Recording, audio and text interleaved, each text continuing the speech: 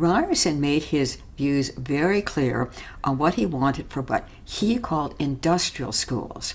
Indigenous people wanted, and they used the term manual labor schools, and they saw that young boys basically would learn mechanics, they could learn farming, they could learn cabinet making, and they wanted education. They wanted to get out of the misery that they were in from having lost their hunting grounds, lost their fisheries, and they needed to find another way to make a living, farming particularly.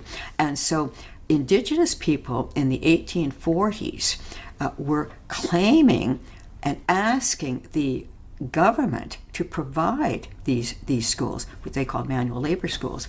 Well, Ryerson wasn't in on those discussions, but he was asked by the Indian Department what he would advise, asked for his ideas on what they were. And he said he didn't want to use the term manual labor schools because he saw them as doing something more important.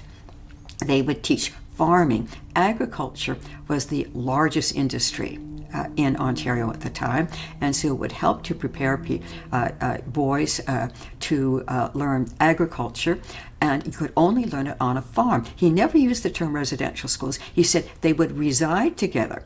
Well, if you're going to learn farming, you've got to do it on a farm. There are no school buses, so they have to be on a farm. There has to be a residence for them and a place for them to take classes. Yes, there would be academic content, and so when you have the Victoria University saying he wanted to make them into a racialized servant class, not at all. He said he wanted them to become prosperous owners of farms on their own account and overseers, that means the managers, of the largest farms in Canada. And he saw them, this was going to be to lift them up.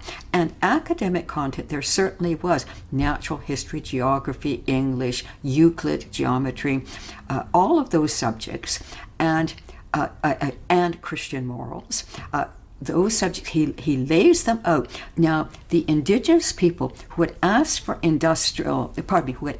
manual labor schools, they did not specify any academic content. It was Ryerson who specified it, and it looks like a very good program. In the summer, it would include things like field trips, to see animals, birds, and flowers and plants and so on in nature.